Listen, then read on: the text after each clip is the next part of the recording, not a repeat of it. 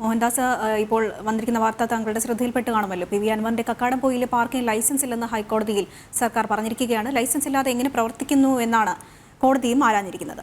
താങ്കളുടെ പ്രതികരണം? ഇൻസിഡന്റിന് ഞാൻ BJP ദൗത്യത്തിലൊന്നുമല്ല കേട്ടോ. ആയിരിക്കട്ടെ, കോടതിയിൽ ഈ സത്യവാങ്മൂലം സർക്കാർ മാറ്റിക്കൊടുക്കും, ലൈസൻസ് ഉണ്ട് എന്ന് പറയും. അത് ഈ ഗവൺമെന്റ് പിള്ളർമാരുടെ കൂട്ടത്തിൽ ആർക്കോ പറ്റിയ ഒരു അബദ്ധമാണത്. അത് അവരെ തിരുത്തിക്കോളും. ഈ പി വി അൻവർക്ക് ലൈസൻസ് ഇല്ലെങ്കിൽ ഓവർനൈറ്റ് ലൈസൻസ് കൊടുത്തിട്ട് കോടതിയിൽ പറയും നേരത്തെ സത്യവാങ്മൂലത്തിന് അബദ്ധം പറ്റിപ്പോയതാണ്, അത് പിൻവലിച്ച് ഞങ്ങൾ പുതിയ സത്യവാങ്മൂലം തരുന്നു, ലൈസൻസ് ഒക്കെ ഉണ്ട് എന്ന് പറയും. ആ പ്രശ്നം കഴിയും.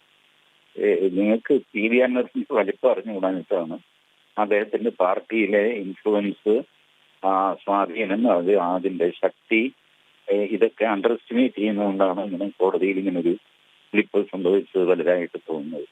അതവർ തിരുത്തിക്കോളും. പി വി അൻവർ പറയുന്നിടത്ത് പാർട്ടിക്കാർ, അല്ലാതെ പാർട്ടി പറയുന്നിടത്ത് പി വി അൻവർ പോകുന്ന പ്രശ്നമില്ല.